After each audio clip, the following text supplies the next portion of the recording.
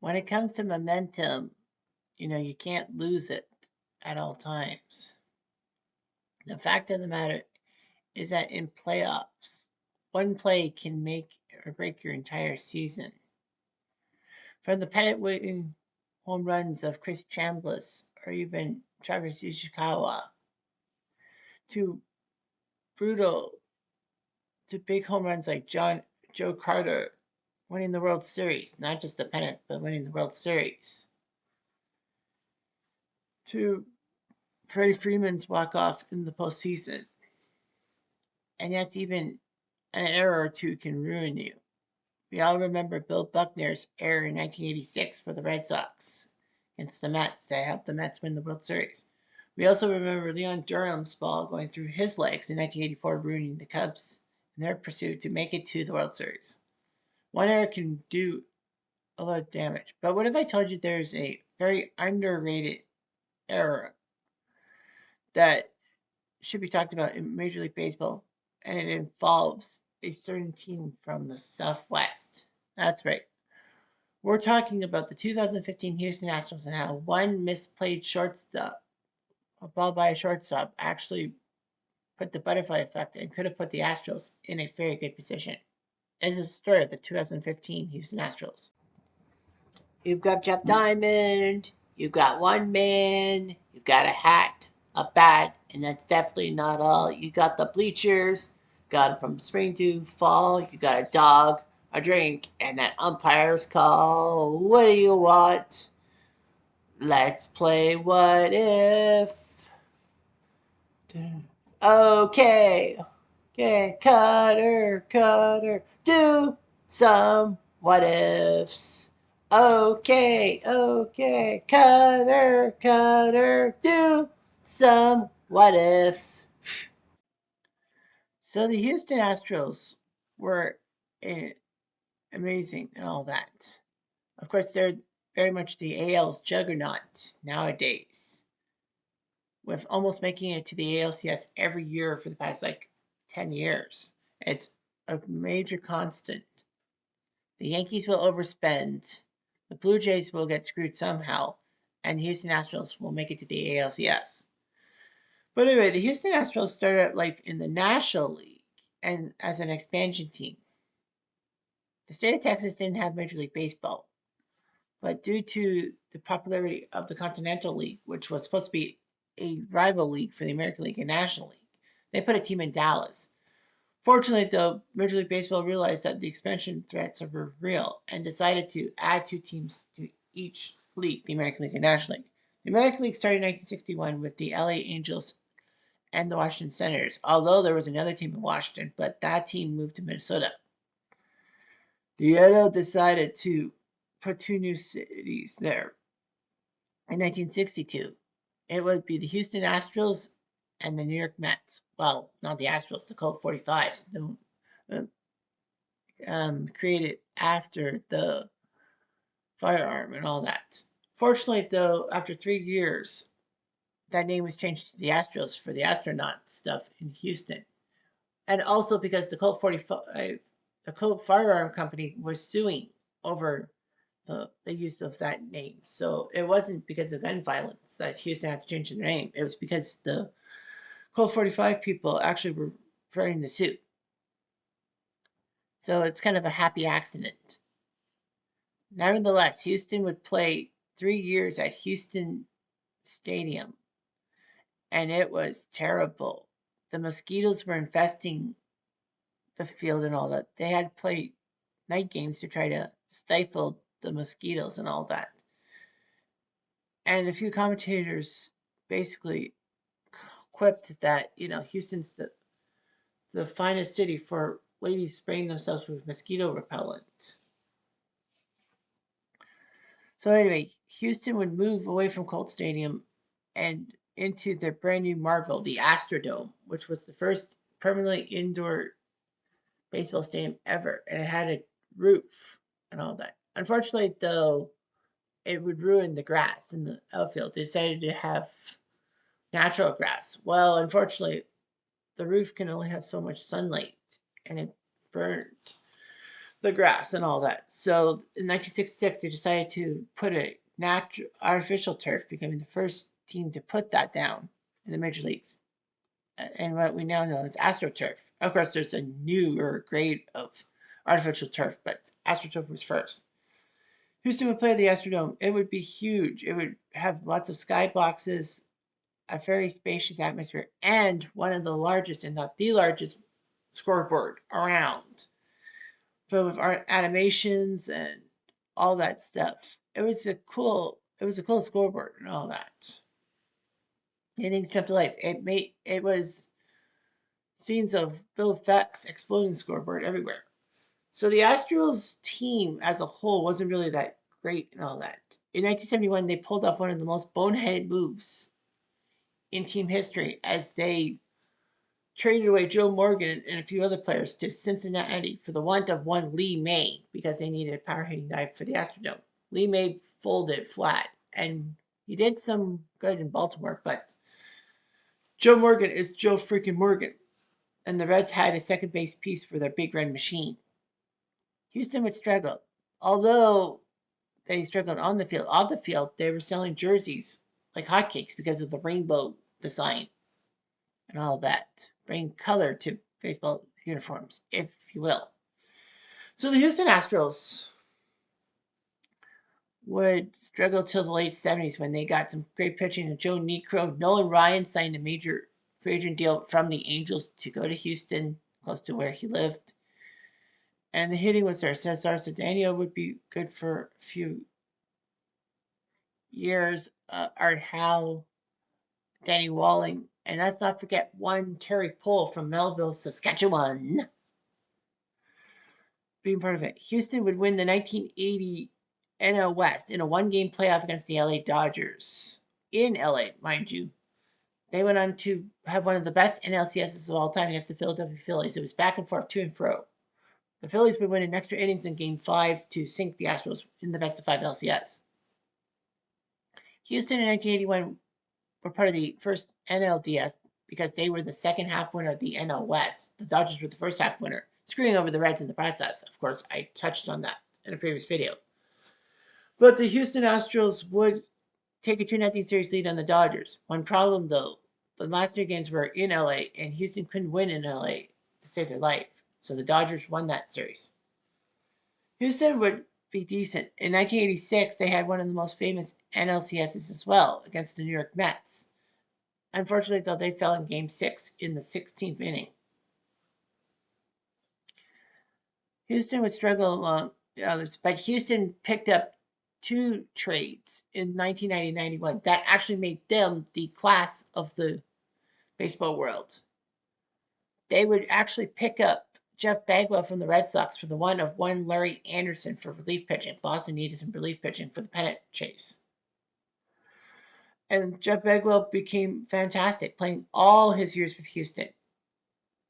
Not many teams can boast that.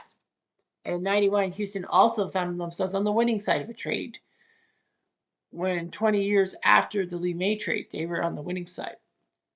Glenn Davis was a sought-after slugger by the Baltimore Orioles, so the Orioles traded 3 pieces to the Houston Astros for Glenn Davis. Davis was a bust in Baltimore.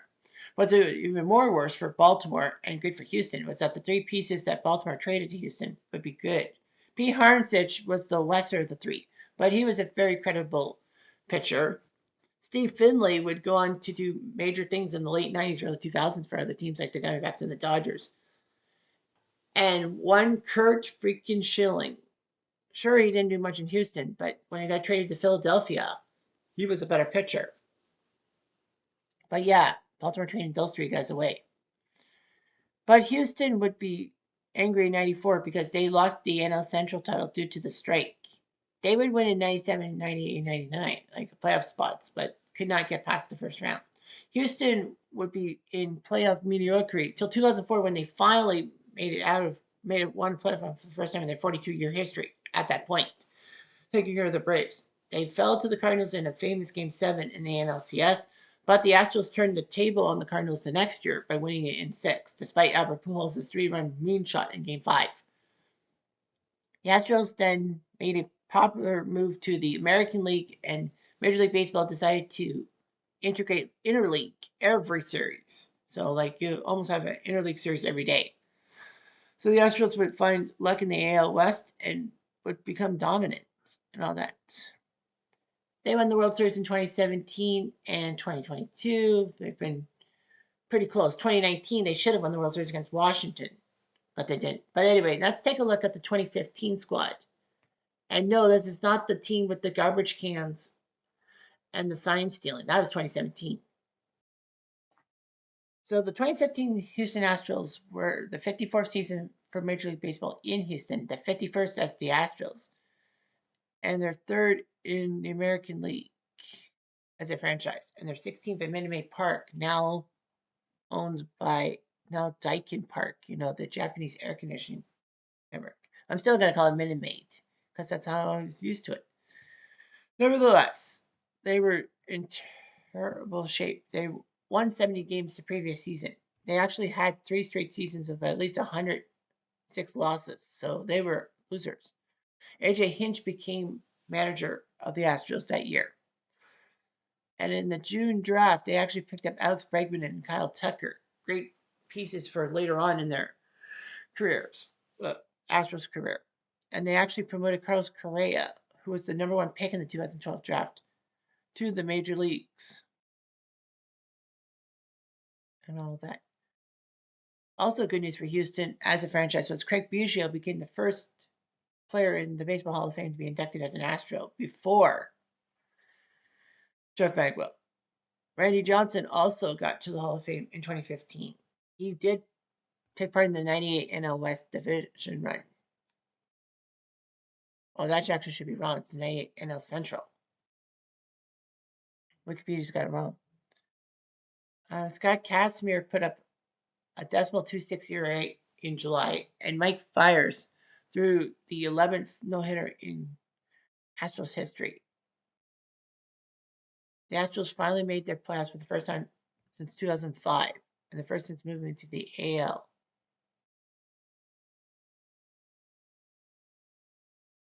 Dallas Keuchel was named the AL Cy Young Award, and Carlos Correa, in his 99 games, was named AL Rookie of the Year. Houston wasn't doing that great and all that. Their last winning season was 2008. The Astros decided to move on from Tom Wallace and put AJ Hinch as their manager. So Craig Biggio got to the Hall of Fame. Free agency, they picked up Luke Gregerson from the A's, Pat Nesek from the Cardinals, and Colby Rasmus from the Blue Jays. It was kind of a brutal move for the Blue Jays. I mean, Colby Rasmus was a decent hitter, but the Jays got better, thankfully.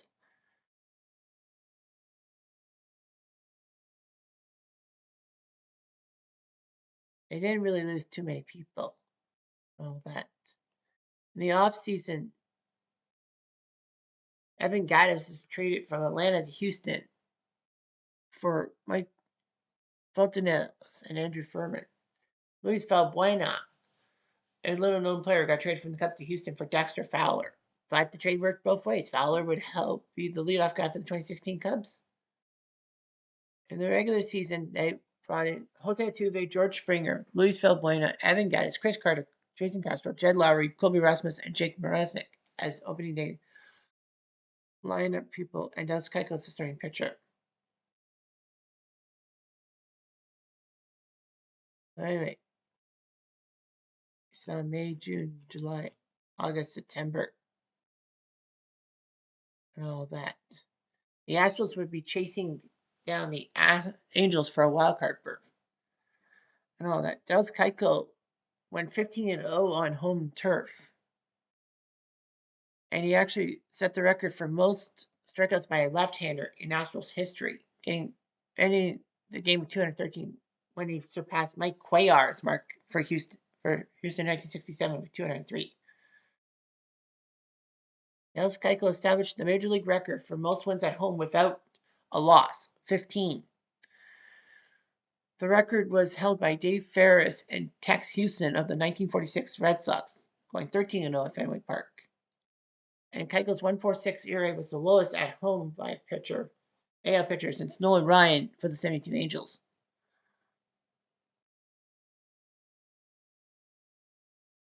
The Astros needed a key game and all that.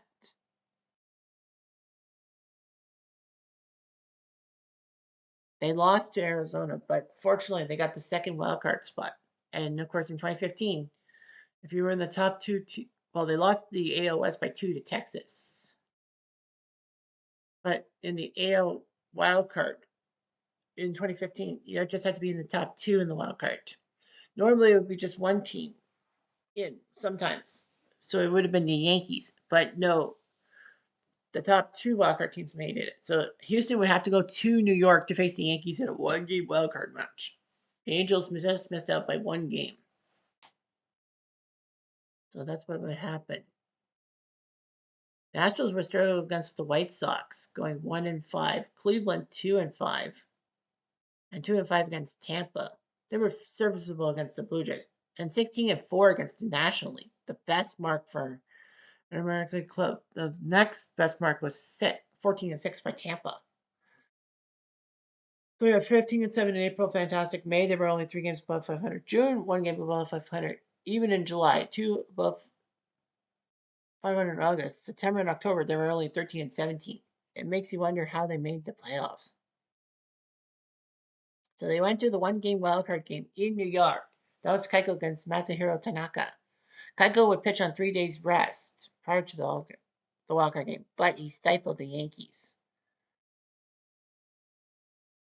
He did fantastic, as Colby Rasmus and Carlos Gomez went deep and all that. The Astros would face the Royals. In Game 1, they went into Kansas City and beat those guys 5-2. In Game 2, oh, I don't know why they would do that. Well, nevertheless, in Game 2, they would lose 5-4. As Herrera beat Harris late. Wade Davis picked safe. However, Game 3, they won 4-2 as Keiko beat Vasquez. Unfortunately, though, Game 4 was a different kettle of fish. They were up 6-2. Correa had gone deep twice, and it looked good for the Astros. Unfortunately, though, the Royals would get some key hits and all that. As we got to go quickly to the American, Game 4. They were up 6-2. So Kansas City got 5 straight singles off of the relievers, with RBI hits by Lorenzo Cain and Eric Hosmer making 6-4. The bases will have no outs when Kendry Morales slapped one that went off Sip's glove, but it took a couple hops and got past Carlos Correa's mitt, rolling to center field, and the game was be tied. Kansas City would go on to win 9-6, so that game was horrific. It was off Correa into center field, as Matt Vasgersian would say. Anyway, the Royals, actually, this was not the first time they actually rallied from a 4-run deficit in the postseason after 7 innings. They were down 7-3 to Oakland in the wildcard game, but won in the 12th. Ironically, these were the only 2 times in Major League history a team taking a must-win game trailed by 4 runs after 7 innings. And then Game 5 saw the Royals beat the tar out of the Astros, getting momentum. So the Houston Astros would have definitely made the playoff, would have made the ALCS. Pitching-wise, they had Scott Feldman, Michael Feliz, among others, Josh Fields, Mike Fiers, Lou Gregerson, Scott Casimir, Dallas Keuchel, Lance McCullers, Colin McHugh, Pat Neshek was on that team, Oliver Perez, Chad Qualls, Tony Sipp. They had some good pitching. Jason Castro is the main catcher, with Conger and Stasi behind him. Jose Altuve in the infield with Chris Carter, Carlos Correa, Marvin Gonzalez, Jed Lowry, and Jonathan Villar. Outfielders Evan Gaddis, Carlos Gomez, Jake Maresnik, Kobe Rasmus, and George Springer, among others. In the draft, they got Bregman and Tucker, which was amazing and all that. Hitting wise, Evan Gaddis, who was pretty much the full-time DH, he had 27 to lead the team. Luis Bueno put up 25 home runs, and Colby Rasmus also did the same. Pitching-wise, it was a 21 season for Dallas Keuchel, pitching with Colin McHugh also pitching quite well, 19. So they did quite well. So now let's see how the Astros would have done if they made the ALCS. So sim matchup has the 2015 Astros against the 2015 Blue Jays. So of course, what if the Astros hung on Game 4? They would have faced the Blue Jays. They could have also faced the Texas Rangers as well, because if Texas had won Game 4 or even Game 5 against the Blue Jays, then that's what the matchup would have been. And I believe Texas would have, yeah, Texas won the division, so they would have hosted. So the Astros would face the Blue Jays.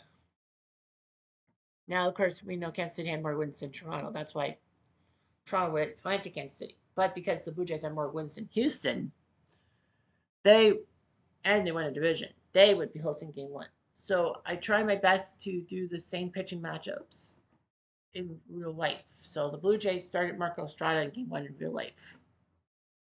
And it would be a Blue Jays win 5-1. Jays win Game 1. Josh Donaldson gets a single in the third to score Smoke and Tulo.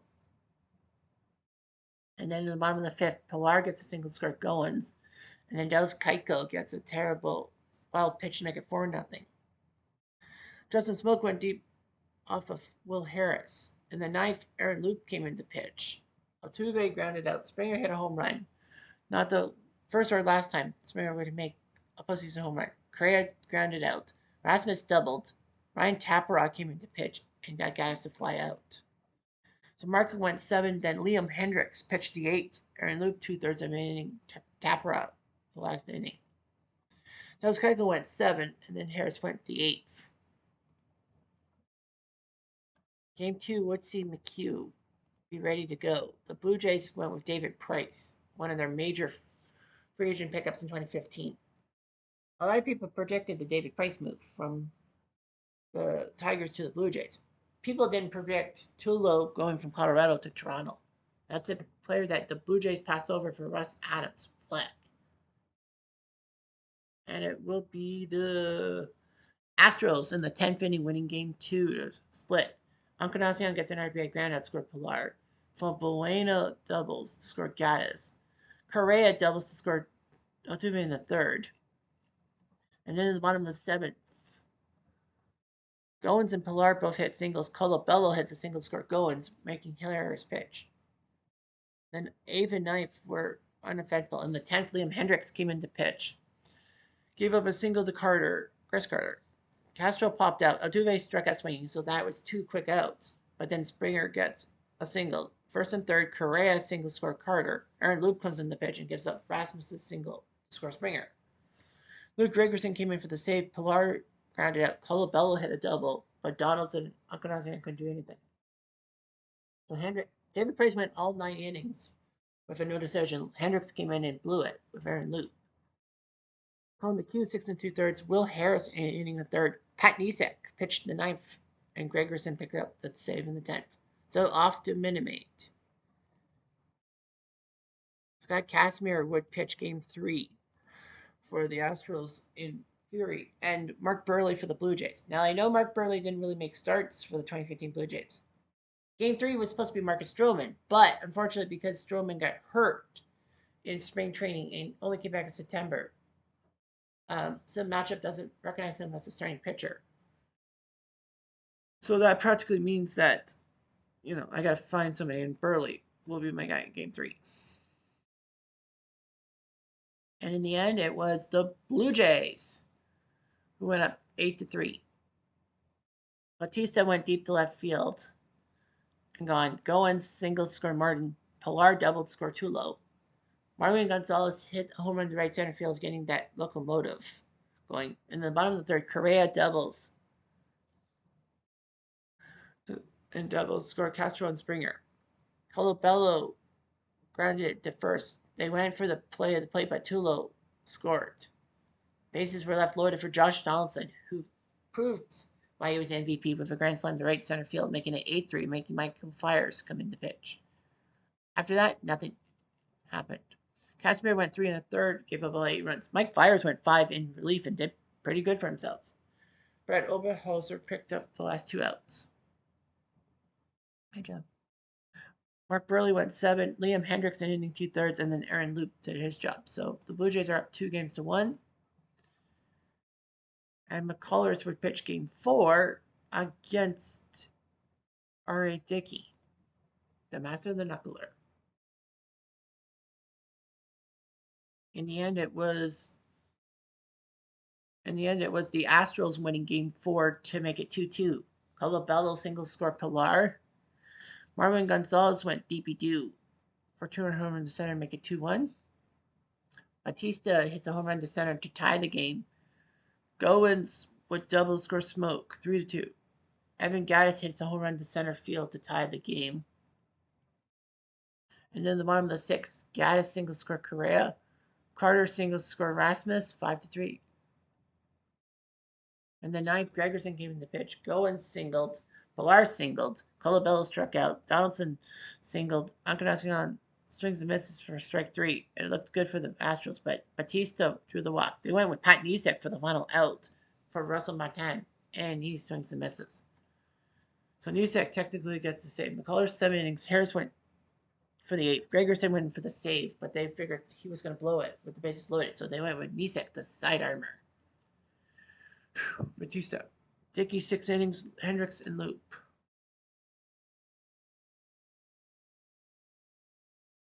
Marco Estrada will face Dallas Keuchel.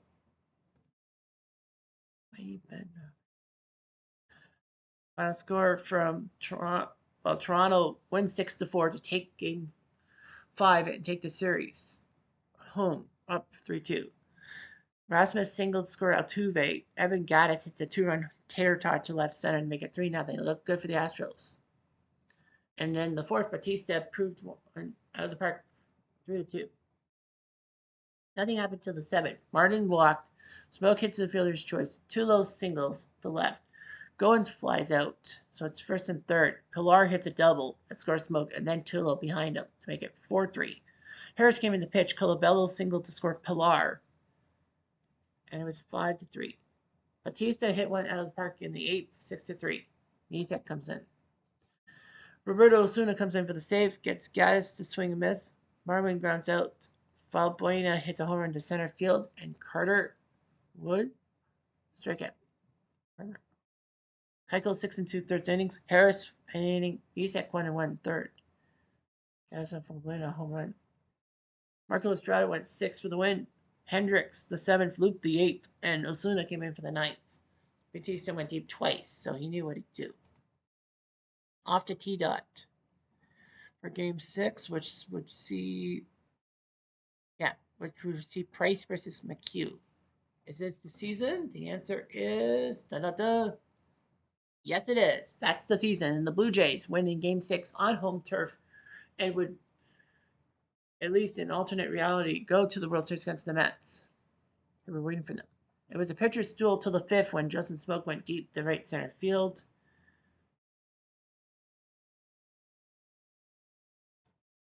So it was 1-0 through 8. Correa grounded out. Rasmus grounded out. So it looked like the Blue Jays were going to win a 1-0 game. But Evan Gattis hit a home in the center. Tie the game. Marwin grounded out. Russell Martin struck out. Justin Smoke hits a single to right center. Pat Nisek comes in to face Tulowitzki. And the Blue Jay that was in Colorado, becoming Colorado legend, and that the Blue Jays passed over in the draft, hits a 2-run home run to left field. Pennant-winning home run. The Blue Jays win, and the Astros season is crushed. Orange crushed. David Price goes through all 9 innings. It was a must-win, I think. Smoke and Tulo, the home runs. Guys with home runs. So all 4 runs, were done by the home run. McHugh went 7. Harris hitting a 3rd. He was the guy who got the guy on base, but Nisek could not finish the job. And the 2015 Astros would have been taken out in 6 games by the Blue Jays. So Toronto would have had their World Series appearance. Maybe a loss, but still a World Series appearance is a World Series appearance. Anyway, I'm Jeff Diamond.